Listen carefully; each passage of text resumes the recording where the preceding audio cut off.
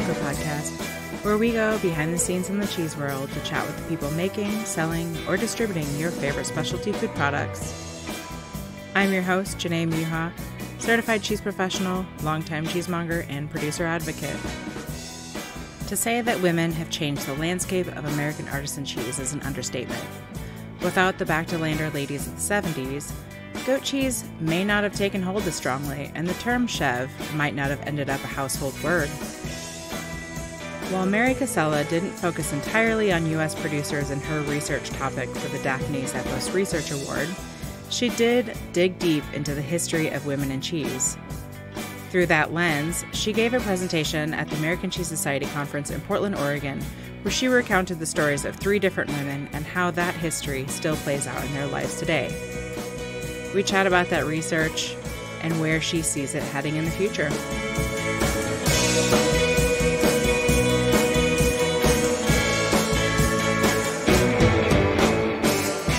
Hi, I'm Mary Casella. I was last spring's first recipient of the Daphne Zepos Research Award.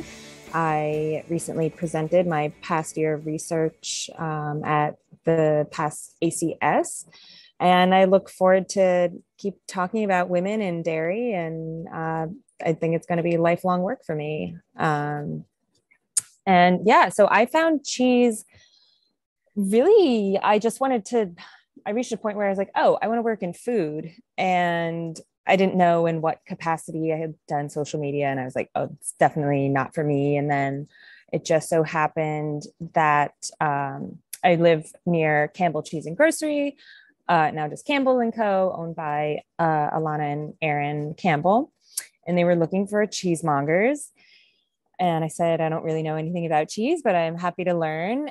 And yeah, they gave me the opportunity. And I mean, it wasn't long before I realized that I really enjoyed learning about cheese. Obviously not just eating it, but my school background is in photography and art history, and I've always enjoyed food history a lot. When I started working in cheese, I had also been volunteering at the Museum of Food and Drink, MoFad.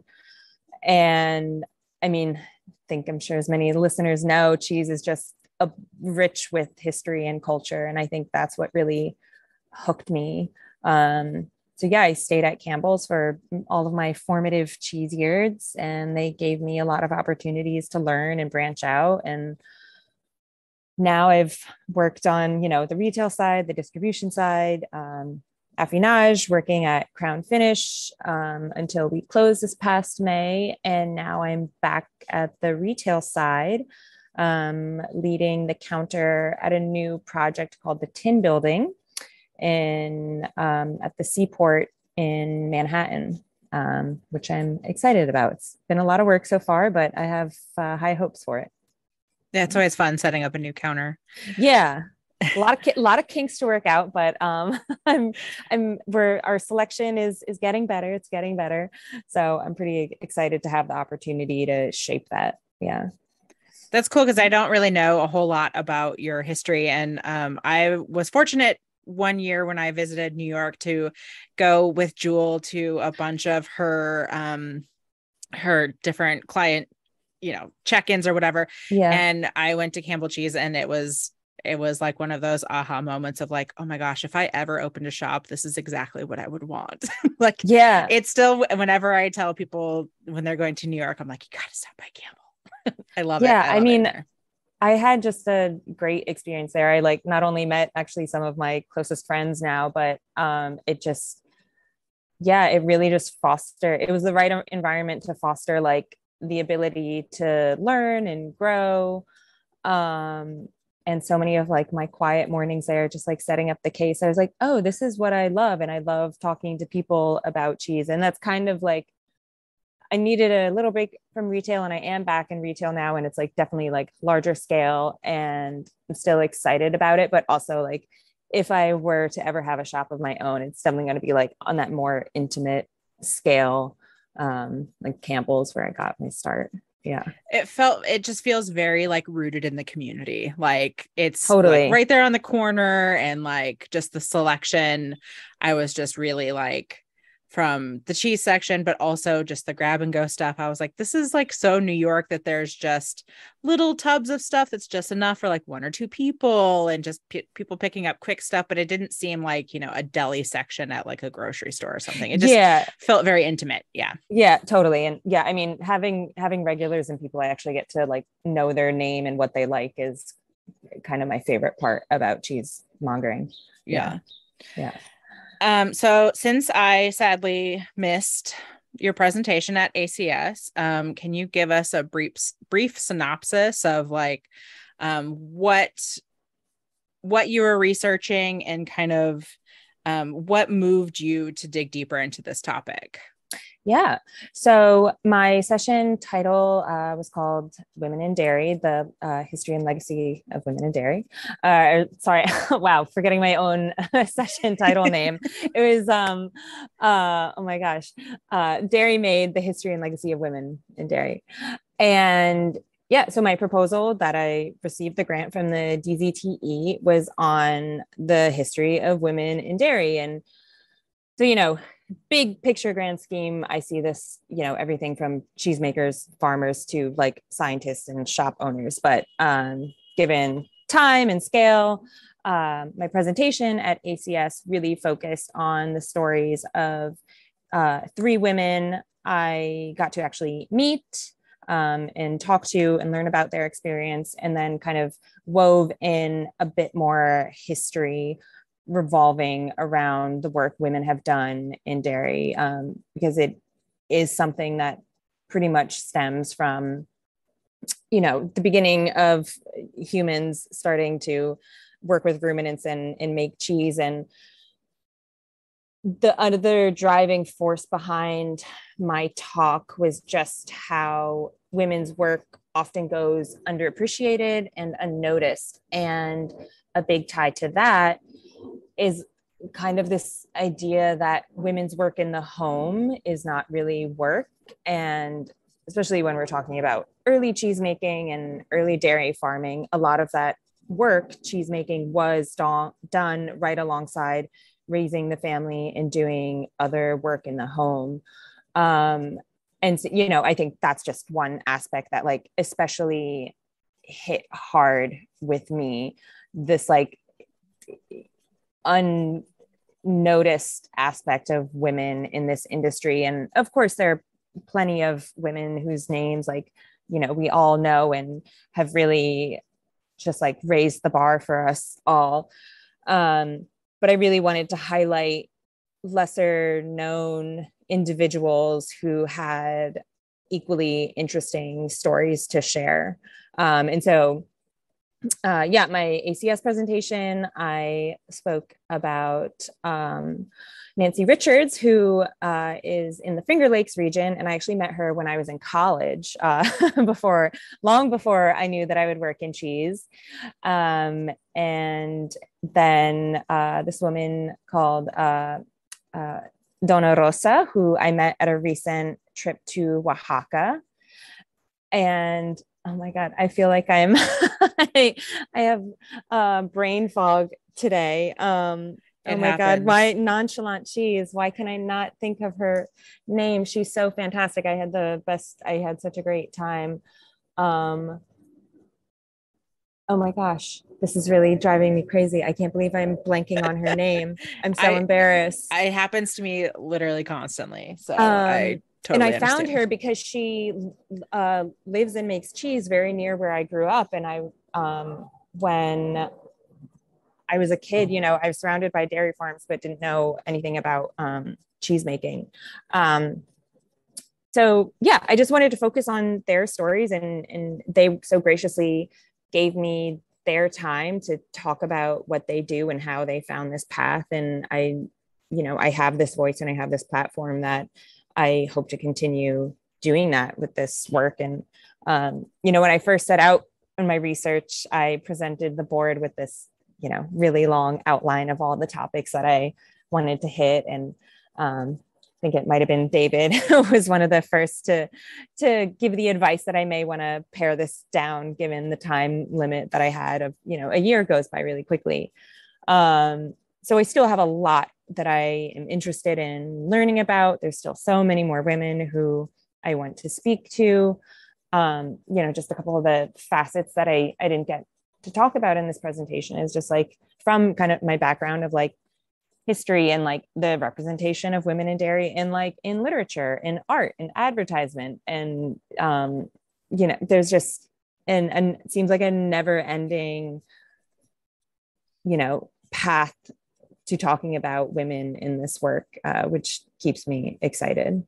Yeah. I think that's kind of the joy of cheese, and what keeps a lot of us really engaged is that like we can pick a lane and just kind of keep digging deeper and deeper, just even within that one little niche, and still learn so much. Yeah. I mean, I truly had to, I reached a point where I had to stop like looking for more information, because I was like, oh, wow, there is actually a lot out here. And, that was another kind of impetus for my project is there didn't seem to be one cohesive source that spoke to the work of women in dairy. It was always just kind of like a little excerpt or like, small story about like either this particular woman or like, a brief aside of women in dairy, and nothing that kind of spanned the history and the scope that I was looking for.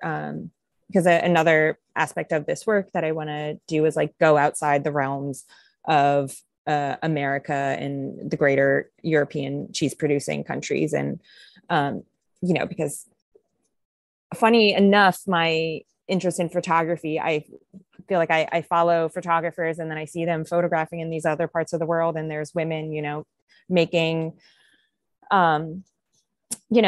cheese in the mountains of Iran or like somewhere in South America or Mongolia. It's a global aspect that like women have some kind of dairy work tied to their communities and their culture that I think is just beautiful and fantastic. And, then it is like, you can get into the whole rabbit hole of like, women are, not all women are mothers, and that is fine. But, you get into the whole like biological aspect of it. And that's a whole, like, I feel like that's a whole other thing in itself that is so fascinating. Yeah. Well, I do think it's interesting because now that I think about it, and it makes sense, but when you read any sort of cheese book, there's always like a small little paragraph or a little note that's like, making cheese was the wife's job in the household until the Industrial Revolution or whatever. Exactly. And it became a man's job, but much like chefs or cooks or whatever, same deal, where it's like, it was a woman's job in the household until men came in. And then it's like, because now, I mean, Wisconsin has all of these master cheesemakers, and there's really only like one or two women. And there are a lot of women across the country making cheese, but ultimately it's. Yeah. And I'm so glad, because I would have forgotten to like talk about that, because I think that was also like one of these like maddening things coming across this work, and just like sitting at home, just like fuming over this. And it's kind of like what, like you said, once the Industrial Revolution happened and we like, as human beings had a greater understanding of science, men came in and applied all this new knowledge, but women weren't necessarily given access to this knowledge. Like a lot of agricultural institutions were established, and the entry rate for men was much higher than for women. And we were kind of just mined for this information that had been passed down from generation to generation of women, and kind of like, oh, well, you shouldn't be testing the milk this way or setting your curd that way, but not given the tools or knowledge to use these other practices, which, in some cases were actually like, guaranteed a like more consistent make and yada, yada. But just the fact that like, oh, we're going to use the information that you have, but then we're not going to really give you too much credit or let you grow in the same way that we're going to grow. And another thing, kind of speaking to the like work done in the home and work done outside of the home, is like placing value on it. And it was once that men saw dairy and cheese making as an actual viable commodity is that they really took an interest in it. It wasn't just like women's little like side gig to bring a little bit of extra income into the home. It's like, oh no, this is a legitimate source of income. And we like, there's a marketplace for this. Yeah.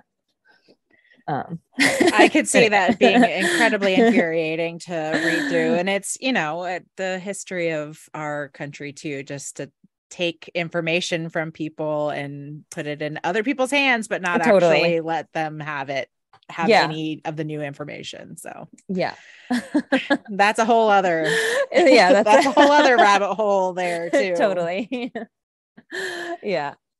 Were there any like surprising outcomes or topics between like your vision and what the final presentation kind of came out to? Like, was there anything that stood out that was just like, wow, I wasn't expecting that? I think ultimately, and perhaps this isn't that exciting of an outcome, and I do think it's definitely for the best that it ended up this way. And so, because I was doing all this research and finding a lot of information, I kind of became consumed with all of the history that was out there. And, you know, my first couple attempts at putting my presentation together, I was just so engrossed in the history. And I was like, oh my God, I want everybody, like, this is so fascinating. I want everyone to know this. And I'm so thankful for the DZT board for their like guidance to be like, yeah, this is great. But like, you know, I somehow lost sight of the conversations I was having. And so they kind of like reined me in and they're like, all right, let's go back to like, what is the reason you're here for? And the reason I'm here is to talk about the women who are doing this work. So like, I think I initially envisioned sharing a lot of the history in my presentation and still like bolstering that with the women's stories. And it kind of like reversed where like, no, I'm telling these stories and I'm weaving in a little bit of history. And, you know, I do in the long and see myself like hopefully writing a book. And, you know, that's where I can maybe get into a little bit more of the nitty gritty. But another thing that I'm still working on is compiling sources for other people. So I don't have to just like regurgitate information that everyone can go read and then form their own opinion on. I like with my presentation, I handed out a little bibliography of just like some of the more interesting reads that I found. And so yeah, like not the most interesting surprise, but it was surprising to me. I was like, oh yeah, this history was very like foundational to being able to speak to the women that I spoke to and helped me navigate my conversations with them. But ultimately, you know, the history is there and other people, I can help them show the places that they can find it. But I'm better serving everyone by telling stories that like aren't already written down, I think. Yeah. I think that that's a huge thing, and it might not be the most exciting, but I've personally, as an extrovert, connecting with people is what I am most excited about. So, and this is why I'm doing what I do now, is because I enjoy talking to people about where they are and what's going on. So I love that you had to make that connection there. It's funny. Maybe I'm a little bit of an introvert and maybe that's I definitely am a little more of an introvert. And yeah, even like asking women to, speak to them, you know, I've been a little bashful for silly, like, you know, self-conscious reasons. And then after every conversation, I was like, wait, that was amazing. Like, and just like stepping away. So like reinvigorated and like excited, to keep doing the work. Cause I think, you know, when the reason we love talking about cheese, when you love talking about something, you want to share that with other people. And, we all know you have to love this job to be in it. Yeah. Right. Well, and I think that with any, I don't know. Connection is just such a huge thing for me that's what invigorates me. But when you spend Yeah. a lot of time by yourself, it can be easy to be like, oh, nobody else really cares about this stuff Yeah. because you get in your own head. But then when you actually like share that stuff and that you can share your excitement about it too, and then you can see Right. people's faces like get excited about it also. And you're like, oh, okay, Yeah. here's where we're Yeah. at. Yeah. Yeah. And like so speaking of like being an introvert and, you know, a little shy, you know, I was a little apprehensive about like how my presentation was going to go. It had been a really long time since I spoke to a room full of people. And, you know, I'm happy to say that I think I went into it really calmly because I was so excited to finally be doing it, to be sharing. And I had already just heard a lot of like really nice, kind, encouraging words from everyone. And then, you know, the response afterwards was really great, which means a lot to me. You know, because I feel so lucky to have been given this opportunity that I just want to make sure that like I'm doing my best with it. Yeah. I only heard really good stuff about it to the point where I was like, oh, I missed it. Oh, I had something else to do. I was so mad about that. But at the same time, That's you know, cool. ACS is just like you get pulled in 1,000 different directions constantly. So it's just how it is. Totally. Yeah. How has this affected the work that you do now in your day to day? And like, do you think that there's anything that you learn that will change how you will use this in your work going forward? Yeah. You know, definitely as in like, in terms of like lifelong work, I really think this is going to be a lifelong, you know, journey and passion for me to dedicate what time I can. Hopefully, you know, I'll reach a point where I can dedicate more time to it. And I guess I also just hope that I can give others the same opportunity that I've been given, you know, maybe not necessarily in the form of a grant, but just kind of whether that's like be a mentor, offer guidance, offer like access to information, teach in any way, like, and continue to talk. I really hope that I continue to have those opportunities. And you know, being back in retail side right now in this kind of like larger environment, while I am excited to be doing the work that I'm doing right now, it's ultimately like I don't know that it's the channel for me in the long run. But you know, I'm definitely always I'm always happy to work with other women. I think that was another like driving force for this research is I've just always had the most wonderful experience working with other women. And, you know, not to have worked with some great guys too, but I prefer working with women. You know, right now I have two guys behind the counter with me, and I'm not going to lie, at Crown Finish, we were all female staff, and just like, you know, it's easier, in my opinion.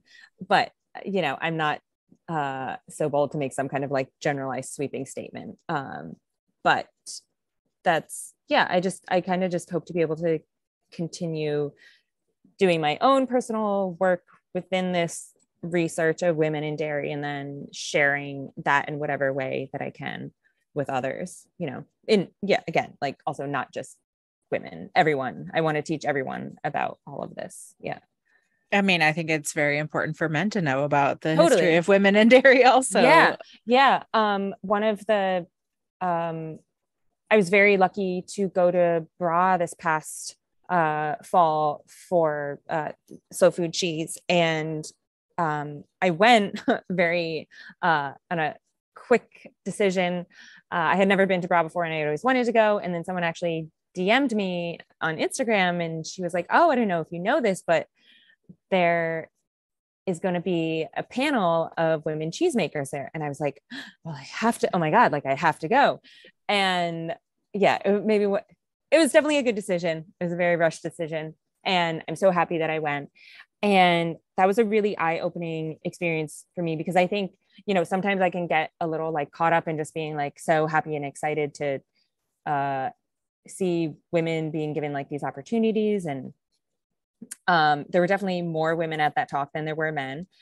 And after that discussion, like I asked a couple of questions in my best ability, and not in Italian, but they had a translator. And then, you know, even just from like going to that presentation, I think I met like 3 or 4 other women, and it like, you know, the community is so incredible. And one of them said to me, and I'm so thankful she like brought this up, because it is this kind of thing that across industries, I think women, it always has to be like women in tech, women in like, you know, women, it not just like scientists. There's always that like that qualifier of being a woman. And unfortunately, like until there is a like level playing field for everyone, I feel like there is always going to have to be that like qualifier. And this one woman who I met, she was like, you know, why can't we just be cheesemaker? Like, yes, it's great that this panel is happening, but like, I'm just a cheesemaker. Like, yes, I am a woman, but I'm also a cheesemaker. So yeah, that's definitely an interesting aspect of like, you know, you want to keep like giving, like, maybe one day we don't have to have a panel of only women cheesemakers, because that's not considered specifically unique or something. Right. You know? Yeah. In your research, did you come across any sort of topics surrounding other like marginalized genders or other marginalized identities that can you speak to any of that, of like how that in my kind of runs alongside of it, I guess? Sure. In my research, not like things I had read, not especially something that I was, something that I was very conscious of personally was making sure that like, okay, yeah, I'm not making this about like motherhood and the biology exclusively, because yes, that is a factor, but that's only one factor. So trying to keep that in focus was really important to me. And then another aspect is trying to find an American history, which I still want to do a lot deeper digging, is, you know, Black farmers and Black dairy maids. And there were a few accounts where you hear like in like, especially in like Rhode Island and New York and Pennsylvania were some of the bigger parts where you see Black dairy maids, but nothing to the extent that I had hoped to find. And, you know, I'm not sure if I had the like right resources or was looking in the right place, you know, even just trying to like think of different like avenues of like, how do I go about finding this information of like, I even tried like, you know, looking at like traditional Southern recipes, you know, thinking about like buttermilk and like other kind of like recipes that are prevalent in Southern cooking. And if I could find any like channels that way. But that's still something that I'm very interested in, because actually in certain parts of certain countries in Africa, there is dairy culture, and like you know, it's not considered, you know, if you've read Kinstead, which I'm sure a lot of you have, like, you know, that's not one of the big dairy producers in the global scheme. And then back to, you know, like gender and like, you know, other communities, that's still something that I really want to make sure that I'm speaking to others out there to get their perspective. I unfortunately just like, I haven't had the opportunity, but that's certainly something that I want to make sure I include in this, because I do think it's important, because, you know, women aren't the only, like, they're within marginalized communities, you know, women are only one strata of that, however you know, define and perceive yourself. Yeah. Right. Yeah. That's like a whole another big intersection. Yeah. Many different pieces. Yeah. To add in there. So yeah. So what's next for you, and like where do you see this going, like in the immediate future? Because you said that you kind of wanted to hopefully write a book eventually, but what's coming up soon-ish, I guess? Yeah. Well, so first soon up, it hasn't been announced yet, but I will be giving a virtual presentation via Zoom for the Daphne Zepos Teaching Endowment. That'll be at the end of September. We haven't announced yet, but I believe it'll be the 26th, but I'm sure we'll get all those details out there. So that's first up. And this presentation will be different than my ACS one, probably still like some of the same information, but a little different layout of it, and adding a little more like kind of Q&A in there as well. So that's like immediate. And actually had like a whirlwind of travel and everything after ACS, and I'm still catching my breath a little bit and with a new job. So after my DZT presentation in September, I may have to like, take a little, a little pause. But I think I just kind of, before, like, I don't want to lose momentum. I think I'm going to start reaching out again and just trying to gather more stories that I can share on, whether it's Instagram or, figure out some other platform, and to just keep that work going of speaking to others. Yeah, that's because, I'm sure there's still definitely lots of history I can read, but I think I would like to keep the momentum going on speaking to women. Yeah. I actually, I don't think I'm in the works for writing a book, but I thought that it would be really interesting, even just to tell the stories of our women cheesemakers who kind of set the course for the American cheese, for what we see now, because we do see these little snippets of like, okay, Mary Keene did this, and like, but where they're like full stories, like there's more than just a paragraph's worth of work there. There's decades of stuff. And so that's always been kind of in the back of my mind, that if I ever did write a book, that would be it, is telling their stories fully. Because I like they're just not out there. And the women who helped like reboot like the American artisanal cheese, like, it's almost like, where would we be without the work that they did? I mean, not even reboot. We wouldn't even be eating goat cheese in the United States if it weren't for some of these women, like straight up. And that's what keeps me so excited about this industry too. And I remember one of the first times I went into a Meet the Cheesemaker at ACS, and I looked around, and the higher concentration of women in the room was just like so invigorating, because I had never been a part of something like that before. And I grew up with two older brothers. I don't have any like sisters or whatever, and I always wanted to be the cool girl that was like cool with the dudes or whatever. And then I realized, no, that's not where I want to be. I want to be in this room filled with women, and also men that love women and want to be around hardworking women too. So totally.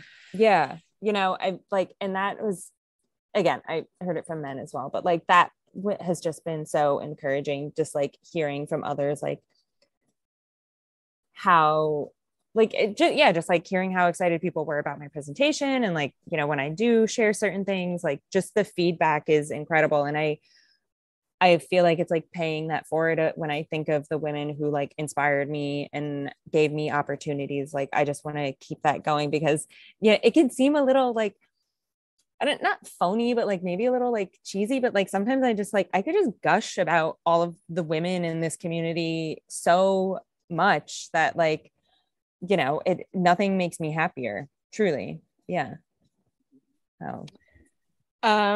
well, I have 3 questions that I ask everybody at the end. Ooh, cool. So are you ready for this? I'm ready. What's your current cheese crush? Oh, I feel like this time of year, it really is always Grayson. Like, I don't even remember the first time I had that cheese, but I love it so much. Like, sometimes like, oh, I don't know if I have the most like sophisticated palate. So I relate a lot of my like connection to food with memories, which I think a lot of people do. And something about that just like something about Grayson just reminds me of my dad grilling flank steak in the summertime. And it's just like, I could eat it all summer long. Yeah. That's not a surprise with that kind of like beefy notes that it definitely has. It's so good. Yeah, I could fully see that. What is your favorite cheese pairing? Cheese pairing. Ooh,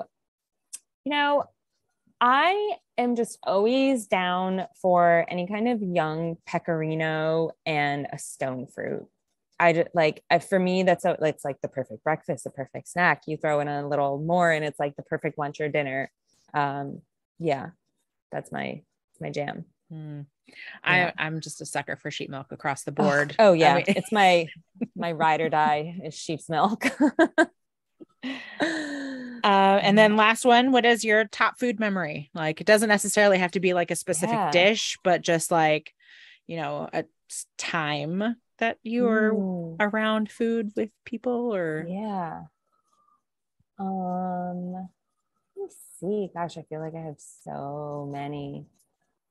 One, I guess like kind of consistent is, like every winter, I think we usually eat it for New Year's Day dinner or Christmas dinner. But my mom makes handmade manicotti. So she makes the like little crepe and then hand fills it with ricotta and actually, this was I think this was like the memory I was having when I was watching Dona Rosa in Oaxaca. She was portioning out her requesón, so like ricotta.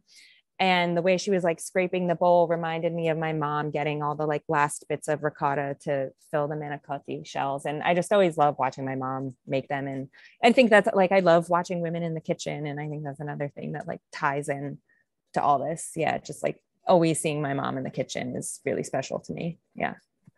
Manicotti is like one of my favorites. God, it's the best. I haven't made it in a while and I might need to bust that one out pretty soon. Oh God, it's so good. Yeah. I think I've made it like once in my life. I usually, nothing's ever as good as mom's. I feel like, yeah. There's that. We're still in the middle of a Pacific Northwest heat wave, which is not that, it's 80 something. Right. It's still not that big of a deal. To turn the oven on yet. Yeah. Not quite, but it's coming soon. It's coming soon.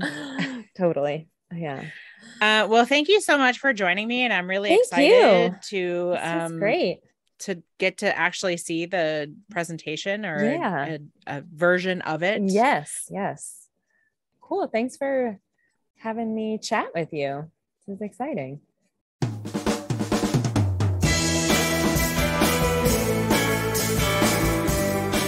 Thank you, Mary, for pushing the conversation beyond short paragraphs and giving people the resources and context behind the rich history of women cheesemaking. I can't wait to see how this conversation evolves. This podcast is recorded, produced, and edited by me, Janae Muha. Musical credits to my husband, Ben Muha. If you'd like to continue the conversation, find me on Instagram or Facebook. Thanks for listening, and remember to keep spreading the word of good curd.